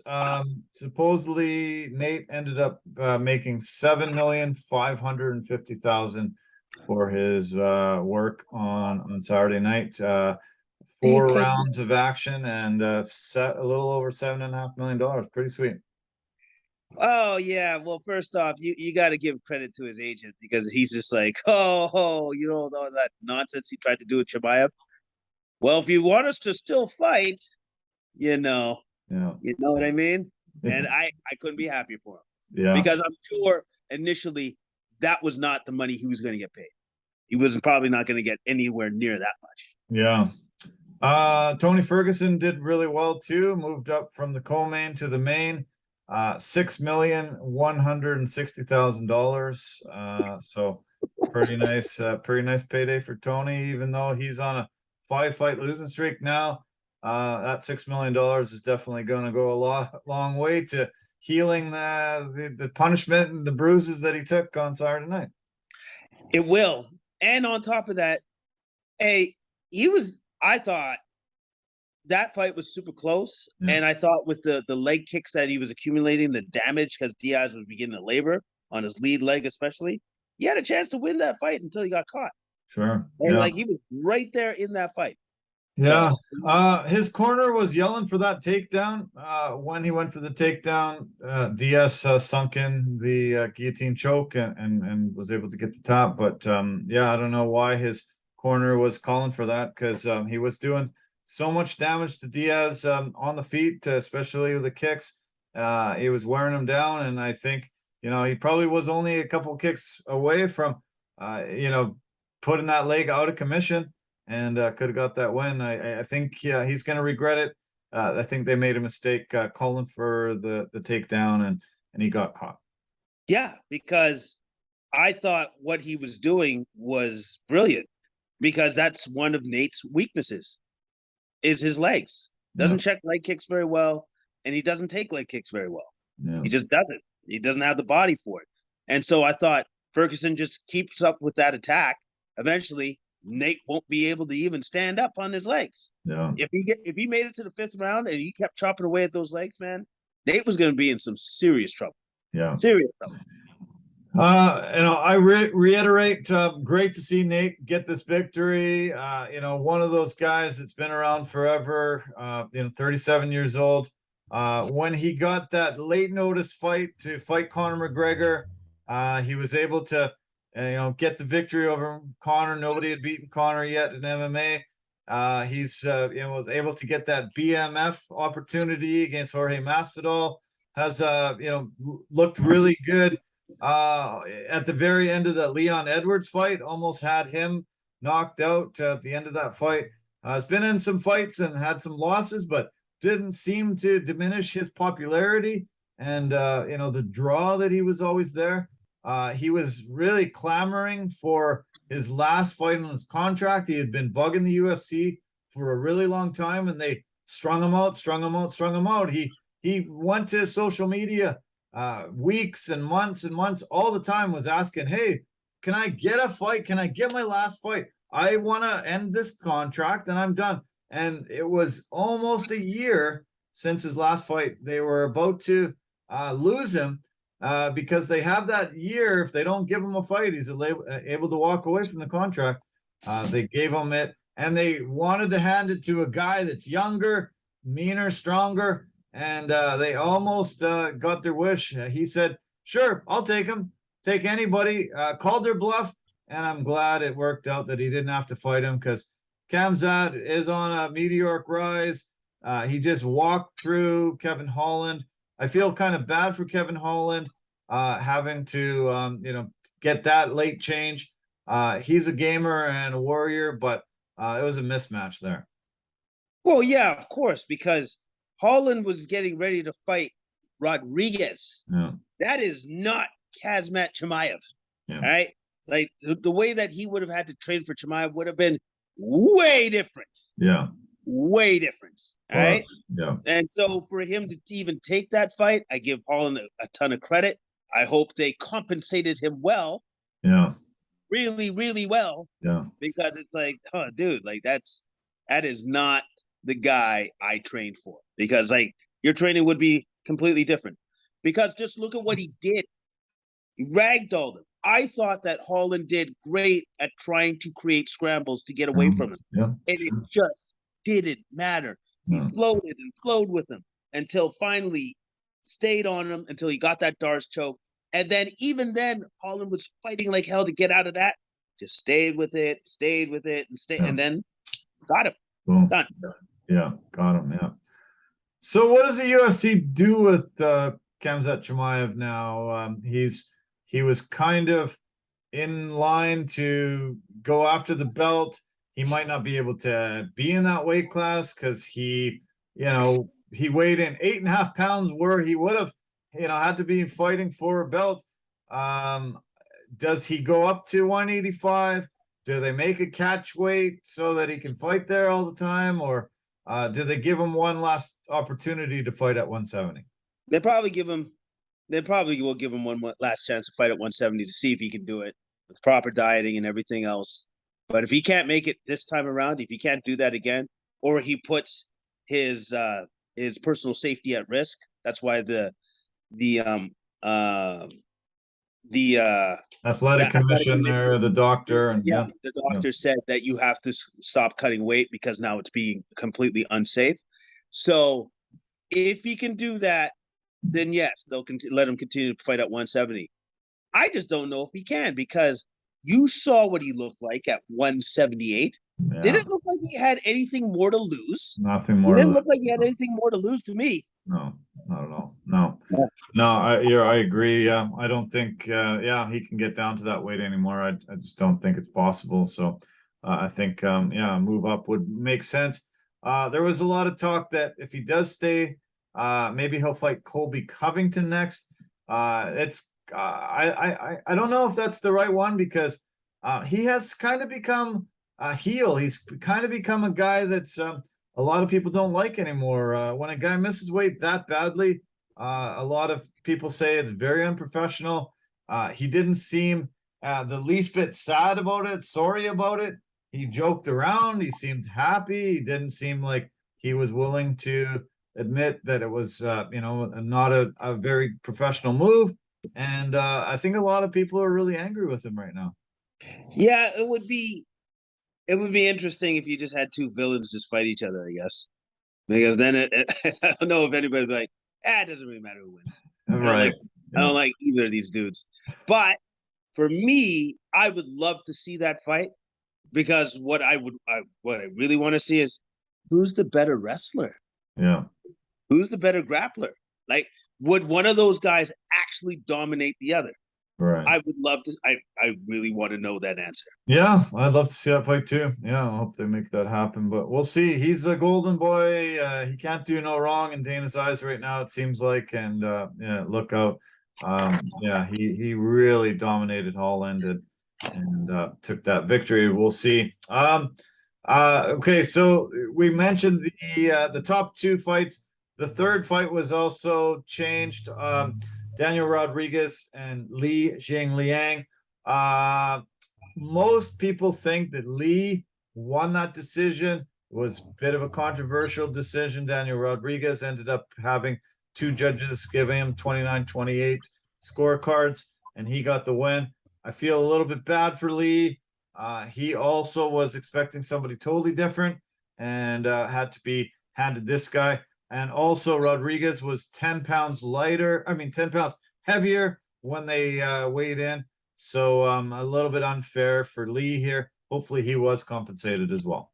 Yeah, no, hopefully he was, because yeah, he had to fight the bigger man. Yeah. But at the same time, Lee's combinations that he was putting together looked great. He looked great on his feet. And obviously he had the superior speed over Rodriguez. It was a back and forth affair. It was super close. Yeah. But I, like yourself, since we were watching it together, I thought Lee had a step on Rodriguez for that entire fight. Yeah. I just thought he was a step ahead. But I guess apparently the two judges did not think the way that we did. So, yeah. This was a very weird card because we have 4 catchweight fights on this card. There was a lot of fighters that did not make weight. Chris Barnett is one of the only the second heavyweight fighter ever to not make 265. There was about I'd say about 6 fighters didn't make weight on this card, so this is not good. This is very unprofessional and strange, and I think the UFC has to start implementing some very, very strict penalties, suspensions, fines, a lot of things that have to come in place because this isn't fair for a lot of these fighters. Macy Chiasson came to Irene Aldana's camp the day before the weigh-ins and said she's not making 135, she's 142, and she might not even be able to make 140. Aldana had to say, geez, well, I want to fight. I was here to fight. My whole camp's ready. Her main coach said, hey, you fight bigger fighters in the gym all the time. She mostly fights men, and said, you can be able to handle this. She said in that second round she could see the huge difference between Macy Chiasson, but in that third round she was able to get an amazing heel kick while she was on the ground and absolutely shattered Macy Chiasson's liver. You and I have never seen that. I don't know who has, but what an incredibly well-placed heel right into the liver to really shut down Macy Chiasson and get the victory here. Yeah, it was completely unexpected. We've seen a lot of fighters be on the ground and they do their up kicks and stuff, and if they get lucky, maybe they catch the guy in the face and knock him out. We've seen that. Yeah. But not a leg kick to the liver that shuts the opponent down and the fight is over immediately. Yeah. That was amazing. I was shocked. Yeah, I think nobody really knew what was going on. We we had to watch replays. At first I thought there was maybe a broken rib and it just incapacitated her, but after we got to see the close-up replays and stuff, we all realized that it was just a super well placed. She said she aimed for it. She said she aims for it in the gym and tries to do it to people. She said that was what I wanted to do, and it was an amazing victory for her, and good on her. Was very poor sportsmanship for Chiasson to be able to be 7 pounds too heavy, and I hope Aldana got as I said, very well compensated for fighting the much bigger fighter and getting the win there. She got 50K for getting one of the fights of the night, and it was good. Okay, the light heavyweight battle between Johnny Walker and Ion Cutelaba, the Hulk. Yeah, great victory by Walker. He was in trouble over his last few fights, has, really started taking some losses, but big victory here to start the main card. Yeah, huge victory. Because, with the way that started, Cutelaba, which I was expecting, got Walker to the ground, but Walker immediately battled back to his feet and then took Cutelaba to the ground, which I was surprised at. I was like, oh, yeah, he's not going to just try to stand and bang. He's going to take him to the ground.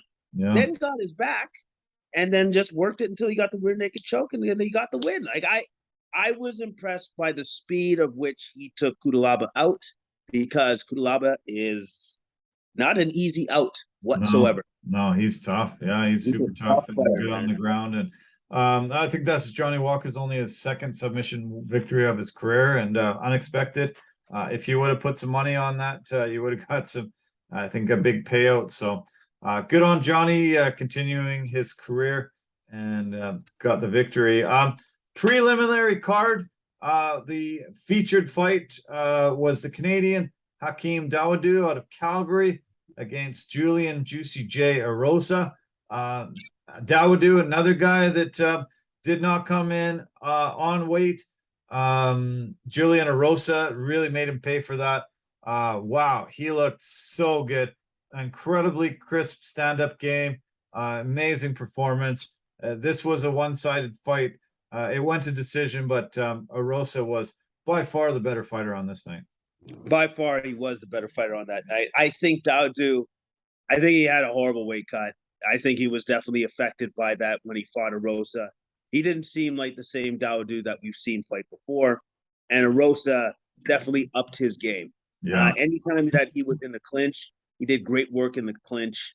Dirty boxing, uppercuts, knees up against the fence. And then when he was able to take Dawodu down, he controlled him. He controlled him. He managed to get his back, threatened with the rear naked choke numerous times in the second round, and I believe in the third as well. Arosa did fantastic work in this fight. Best I've ever seen him. Yeah, super impressive, incredible, great performance. Best I've ever seen him by far too. Yeah.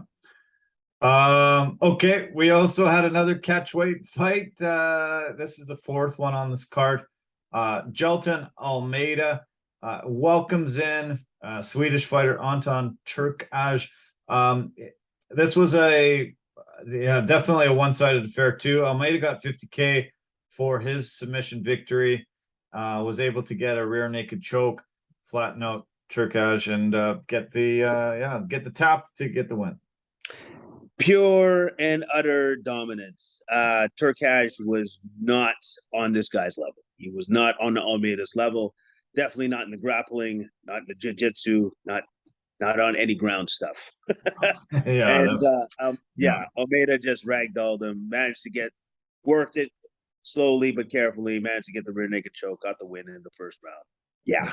Giving him his first loss, and huge step up in competition. Almeida is a physical specimen and looked amazing. And this was kind of a one-sided fight. The fight between Dennis Tululin and Jamie Pickett was going along pretty good. Both fighters were pretty even, I thought. And then Pickett took a low blow, took a second low blow, and had a point taken away. Tululin had a point taken away for that second low blow. It made him go, oh, I better turn on the Jets right now. And immediately went after Pickett, got the KO victory, and it just lit a fire under him immediately. Yeah, it did, and that fire came in the form of elbows, and he eventually dropped him with a wicked elbow. Pickett managed to get up, then dropped again by a knee, ground and pound, done. Yeah, great win by Tululin, but those elbows came with some ferocious vigor to them. That was. Yeah. He was going for the kill. It was impressive, very impressive. Okay, the fight that kicked off the prelims was two fat guys fighting each other. Barnett's as I said, the second guy to ever not make weight at 265. He weighed in 267.5. Collier, also one of those guys that barely can make that 265 weight cut. But this was a hell of a fight. Collier had Barnett in all sorts of trouble. Most referees would have called it at some point through the onslaught, but somehow Barnett was able to weather the storm and can't come back and get a huge win in the second round.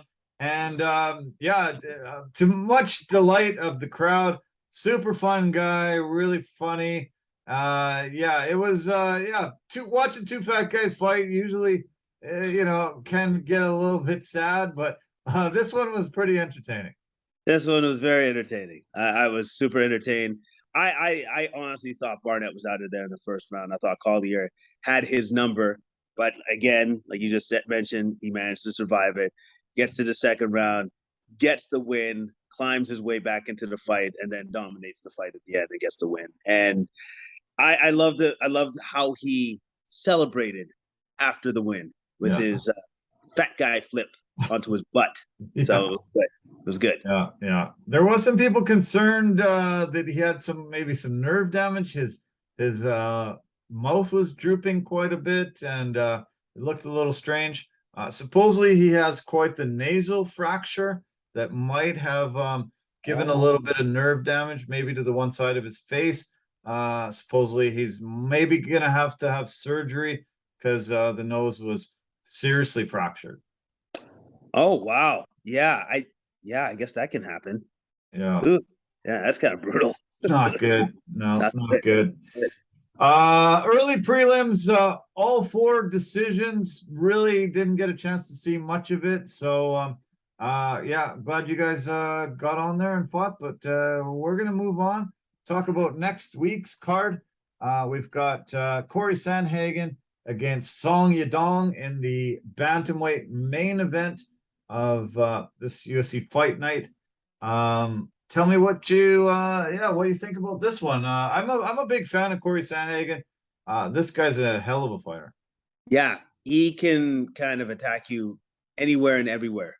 He's dangerous at all aspects of MMA. So that's gonna be a great fight. I think it's gonna be extremely technical. Song Yadong has a tremendous amount of power in his hands, so he's probably gonna try to shut out Corey Sandhagen's lights out with his hands for sure. But I think Corey's gonna be technically savvy. He's always gonna be changing levels, wrestling with him, fighting with him on the feet. He's gonna make Song Yadong guess at what he's going to do next, which might make him a little bit more cautious. I think Corey comes out with this win. Yeah, I think so too. Yeah, good chance. We got a Tanner Bolzer sighting. Tanner's had a few fights scheduled, have been canceled and postponed for numerous reasons, but he's back. Friend of the show, and great to see him back at it. He will be fighting Rodrigo Nascimento Ferreira, Brazilian fighter.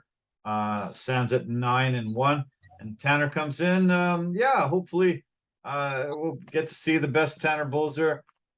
Super fast, great heavyweight, out of Edmonton, and I love always watching him fight. Yeah, and it's been a while since we've seen him fight, and I'm glad that this particular fight came up and it's actually going through for him and hasn't been canceled. So I look forward to seeing him in the octagon again and winning again. Yeah. There's a lot of great fights on this card. Enja Kawani against Rodriguez. Love watching Rodriguez. That's a physical specimen that blows me away. Andre Touchy-Feely, always fun. Got another Canadian on the card on the featured prelim. Mark Andre, the Power Bar Barrio. Great to see him always. Trevin Giles is on this card. Lots of the prelims are very stacked. We got another Canadian, Jillian Robertson there, and I'm stoked as always. Man, the world of mixed martial arts is phenomenal. Every week we're just seeing incredible things. We had Rocky Edwards becoming the champion about 3 weeks ago. We had that Paris card. We had all this craziness in this week. This is the greatest sport in the world, and yeah, I would never miss another card if I was you. And yeah, this was fun. I'm glad we could get together and watch it together. It was great to see you on Saturday, and yeah, we'll have to do it again really soon. Oh, we're definitely going to do that again very soon, for sure, because I had a fantastic time. I always have a great time watching fights with you, buddy. And I look forward to the next one. I look forward to that. It will be at some point in time next month. Yeah. See that. Yeah, can't wait. Actually, that one you pointed out how stacked that next pay-per-view is, UFC 280 with Oliveira, Makhachev, and Aljamain and TJ, Sean O'Malley and Peter Yan. Oh man, just unreal. Yeah, so yeah, let's do it. Let's get some pizza, we'll get some beers, and we'll watch a great pay-per-view card. Yeah, I look forward to it. It's going to be fantastic. It's going to be great. Oh, and we might have to get that other guy to come along, that Stefan guy, because I'm just going to say it, he was begging me, please, Jason, please, can I watch fights with you, please? Yeah. So, yeah. And Scott too. Scott said, "Oh, you just have to grapple him, and then he'll come out wherever we want." So I'm figuring out the dates it's going to work for both of you, and I'll promote it. There'll be a few hundred fans there watching. All you got to do is just get him into a chokehold, get him to tap, and then he'll come and watch fights with us wherever we tell him to. I think this is going to be great because, like, what my plan is I'm going to attack him from behind, rear naked choke right away. Nice. Because like I'll just have a ref say start. It's like, well, who am I fighting? I'll be right behind. That's awesome. Sounds good. All right. Cool. Yeah, I'm really looking forward to this one now. Oh, I am too. Because then I could raise my hand in victory. As I told you I'd beat you. Yeah. Be awesome. Yeah, super cool. Well, you're a trooper for doing this. You were up early. What time did the alarm go off this morning? 4:45. Jesus, wow. You are a super trooper. Can't believe it. It's 9 o'clock here. You got to get some food in you and get to bed. Thanks for doing this, Matt. This was fun. Week 1 and UFC 279. Great podcast. It was really fun to break down both of these. And yeah, I can't believe the NFL's here. And of course, great UFC action all the time. Yeah, man. It's we've missed NFL for so long, and it's always I'm always happy when it comes back into my life. And the UFC, well, apparently the UFC will never leave my life, so that's pretty good. That's a good thing. So yeah. And always enjoyable doing this with you, my friend. So you have yourself a great evening, and I'm gonna have a great sleep. Okay. All right. Thanks, Jason. Take care, bud. We'll talk soon. Thanks, man. Bye for now. Bye for now. Okay. Wow. Yeah, that was great. Geez, I think we might talk for a couple hours there. Thanks for sticking in and watching and listening. Want to make sure that I tell you again that this podcast is dedicated to Elias Theodoru, one of the good guys and Canadian mixed martial artists that will not easily be forgotten. Thanks for everything you've done. It hurt me this today, and yeah, it's going to take a while for me to forget about this guy. And yeah, hope you a lot of you got to meet him, yeah, get a chance to watch him fight, and all the great things that he did in his life. Yeah, he's greatly missed. Also want to thank our partners and sponsors. Thank you so much to Anchor FM. Easiest place to make a podcast. Just go to anchor.fm and they will get you on your road. I want to thank Verbero, the hockey equipment and apparel company, industry leader in technology, performance, and value. And you know, it's the B350 stick that you need to have. Pampas and Possibilities, designers of really incredible West Coast, amazing decor vibes for your home. Check them out on our website. And Forever Living, the aloe vera company for health and beauty products. you can get those products online on our website for discounted rates. They are fantastic. So yeah, as I said, thank you for sticking in. Appreciate all your support, and look forward to seeing you maybe this week, maybe a little later this week, definitely 1 week from tonight. So love you guys lots. Take care of yourself, and bye for now.